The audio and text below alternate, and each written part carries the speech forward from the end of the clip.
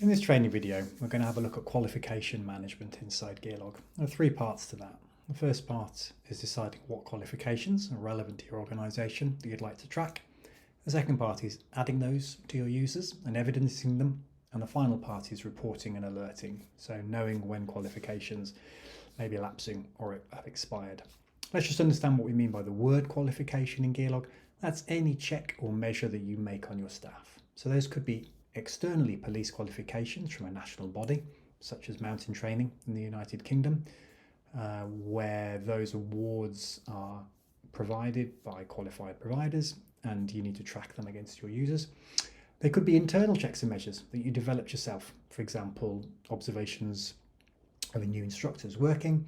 There could be checks that you've received the appropriate insurance documentation, DBS checking to work with young people, appropriate insurances, driving permissions, so on and so forth. So anything that you need to record against your users, whether it's what we think of as a traditional examined qualification or a check that you need to make. Let's get started by turning some qualifications on and then look at applying them to some users. In terms of deciding what qualifications are relevant to your organisation, start on the settings menu and head to qualifications. There's a bunch of filters at the top which let you zoom down and try and find qualifications you're after. For example, we can filter our qualifications by the kind of activity that we're interested in. We can filter them down by external, ones from a national body or a governing body, versus internal qualifications. So for example, what we might say is let's have a look underneath general purpose and then switch those just to internal qualifications. And we can see, for example, here's a check that you could use to record that freelance insurance had been checked or the medical forms had been received, so on and so forth for each of those.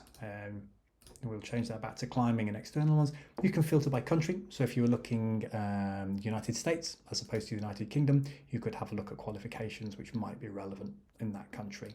Or take off the country and you can use it for any international qualifications or ones with no particular qualification affiliation to a particular country. We'll flip back to the United Kingdom for now. You could filter down to qualifications run by a particular body. For example, you might say, I want to see all of the qualifications run by mountain training in the United Kingdom, and those are then listed out below. Or failing that, you can simply search by the qualification name, and that will search our entire database of qualifications. It's worth saying we crowdsource the qualifications we offer just from our user base. So if you see a qualification is missing and you'd like to use it, all you need to do is drop us a message and contact us. That's a great way to raise a ticket with our support team, and we'll get that added to the platform for you nice and quickly. Once the qualifications you want are present in the platform, you can enable them for your account. So for example, if we did decide that the qualification climbing wall development instructor was relevant for this account, we're going to turn it on here, and let's turn on also that freelance insurance check that we saw as well. So if we head back to general purpose there and filter down to internal qualifications, we can turn on freelance insurance as well. If you want, you can also include some notes which are shown about how you're using that qualification in your organisation. So it provides a bit more context to the use of that qualification. So once we've got our qualifications set up, we're ready to apply them to our users. There's a whole video related to user accounts and user groups, but we'll just look at a little part of that now, which is the qualification aspect. So given any one of our users, we can pop open the user, scroll to the bottom of that user account, and we get here a section where we can see the qualifications that have been added to them. So for example, this user has been given the climbing wall instructor qualification and an outdoor emergency medication qualification. So having a look through each of our other users, we can see down here looking at this user, they don't have any qualifications. So let's add one to them just to get started. So when we're adding a new qualification, we're going to hit plus to add the qualification. From the list that we've chosen, we're going to decide which one it is. So we can select, in this case, the development instructor one we are interested in. If that's been awarded by a company you're working with or by a national body, you can put that in.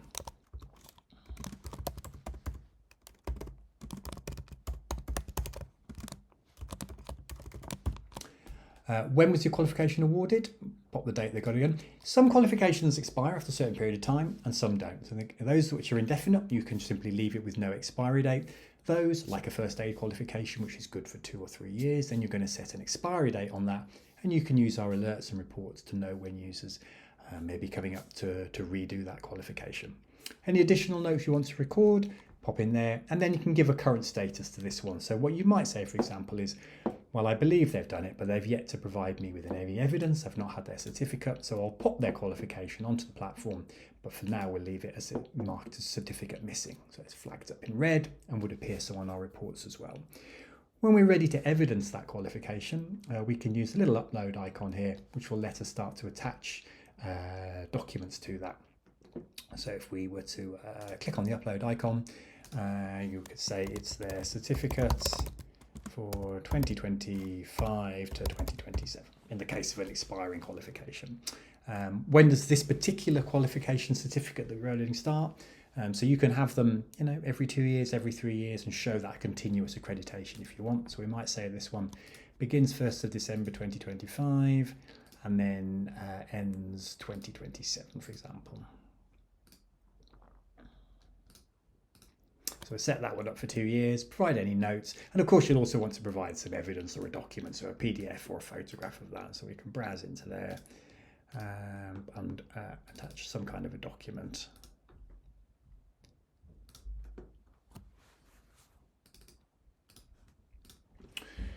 And then upload it. So at that point, we've now got a qualification on that user. Status is pending now because a certificate has been attached to it, some evidence has been provided. So what you might want to do is then review that, have a look at it, check that you're comfortable with the certificate. At that point, you can now edit that qualification here and say that's fully approved and they're good to go.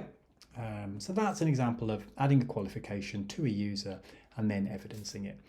If you watch our video on how to manage user accounts, you'll also see that you have some choices there as to whether users are able to manage their qualifications themselves or whether only a small pool of users, for example, an HR function, are allowed to manage qualifications and users themselves are excluded from that process. So that's completely your choice as to how that's set up.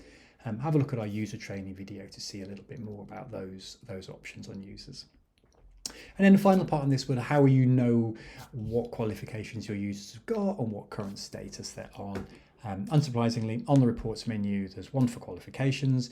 So then what we can do is list out all of our qualifications and start to filter. So by default, this one is checking for us and saying, well, in the next 4 weeks, nobody's expiring.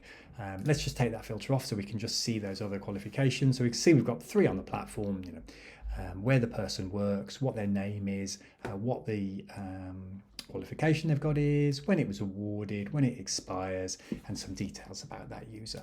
And then as we would expect, as time progresses, so for example, this first aid qualification comes closer to expiring, then we'd expect to see that in a red colour and giving us some kind of alert that we've got an impending qualification expiry. And of course, if you've seen our training video on some of the settings on your account and profile, you can also enable email alerts there, which will fire off in advance of qualifications expiring to give you and any other email addresses you choose an alert that some users need to get their qualifications back in order. So just to recap that video then, you've got 3 parts to this really. Choose which qualifications you want on the settings menu and let us know any that are missing that you need to add.